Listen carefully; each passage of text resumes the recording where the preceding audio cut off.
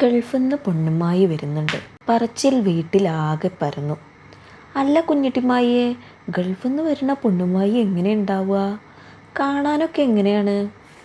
വല്യമ്മായിനെ ആദ്യമായിട്ട് കാണാൻ പോകുന്ന അന്ന് 4 വയസ്സ് മാത്രം പ്രായമുണ്ടായിരുന്ന ഞാൻ വലിയ ആകാംക്ഷയോടെ ചോദിച്ചു.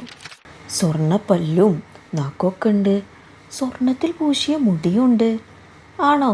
എന്നാൽ ഞാനും എയർപോർട്ടിലേക്ക് വരുന്നുണ്ട്.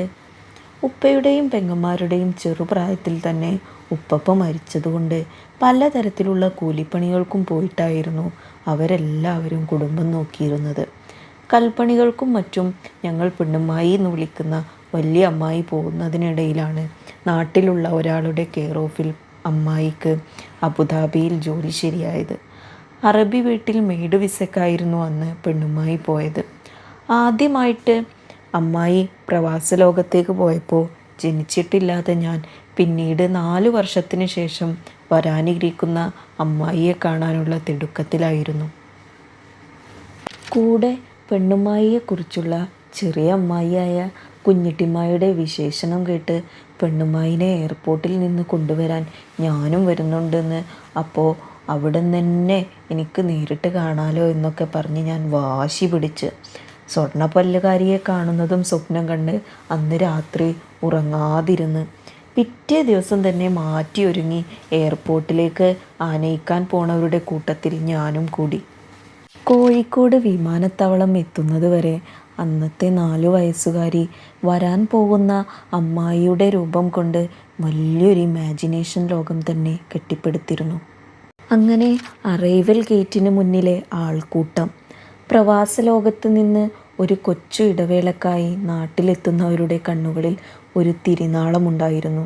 പ്രിയപ്പെട്ടവരെ കാണാൻ പോകുന്നതിൻ്റെ ആ തിളക്കം അന്ന് എനിക്ക് മനസ്സിലായില്ലെങ്കിലും അത് വല്ലാത്തൊരു കാഴ്ചയായിരുന്നു. അതാ പെണ്ണുമായി വരുന്നു, കൂട്ടത്തിലുള്ള താത്ത വിളിച്ചു പറഞ്ഞു. എല്ലാവരും ഓടിച്ചെന്നു. പക്ഷേ ഉടുപ്പിട്ട ആ 4 വയസ്സുകാരി അവരെ അടിമുടി നോക്കി. എവിടെ സ്വർണ്ണപ്പല്ല്, എവിടെ സ്വർണ്ണമുടി? ഗൾഫിൽ നിന്ന് വരുന്നവരും സാധാരണ മനുഷ്യരാണെന്ന് ആ കുഞ്ഞു മനസ്സിന് അറിയില്ലായിരുന്നു. നിമിഷങ്ങൾക്കുള്ളിൽ എൻ്റെ സ്വപ്നലോകം നിലംപൊത്തി. കുഞ്ഞിട്ടിമായി എന്നെ പറ്റിച്ചതാണെന്ന് അന്ന് എനിക്ക് തോന്നിയില്ല. പകരം സ്വർണമില്ലാത്ത അമ്മായിയെ കണ്ടപ്പോൾ ഉണ്ടായ ആ ചെറിയ നിരാശ പിന്നീട് വലിയൊരു ചിരിയായി മാറി.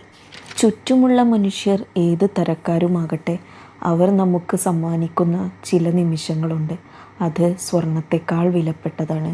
പെണ്ണുമായി അബുദാബിയിൽ നിന്ന് കൊണ്ടുവന്നത് സ്വർണ്ണപ്പല്ലല്ലായിരുന്നു, മറിച്ച് ഒരു കുടുംബത്തിൻ്റെ മുഴുവൻ പുഞ്ചിരിയായിരുന്നു. ഓർമ്മകൾ എന്നും അങ്ങനെയാണ്. ചിലപ്പോഴൊക്കെ അവ നമ്മളെ പറ്റിക്കും. എങ്കിലും ആ പറ്റിക്കലുകളിൽ പോലും ഒരു വല്ലാത്തൊരു മധുരമുണ്ട്. നനച്ചിരിക്കാതെ കടന്നു വരുന്ന ആ ഓർമ്മകളാണല്ലോ നമ്മുടെ ജീവിതം. പിൽക്കാലത്ത് പ്രവാസി എന്ന പേര് അവസാനിപ്പിച്ച് പൊണ്ണുമായി നാട്ടിൽ വന്നെങ്കിലും വർഷങ്ങൾക്കിപ്പുറം അധ്യാപിക ജോലിയിൽ അന്നത്തെ ആ 4 വയസ്സുകാരി അബുദാബിയിലേക്ക് ചേക്കേറിയെങ്കിലും കടലിനക്കരെ ഇവിടെ നിന്ന് ഞാൻ കാണുന്ന ഓരോ വസ്തുക്കളിലും അന്നത്തെ ആ സ്വർണ്ണപ്പല്ലുകാരി നിറഞ്ഞു നിൽക്കാറുണ്ട്. ഈ കഥയും നിങ്ങൾക്കുള്ളത് തന്നെയാണ്.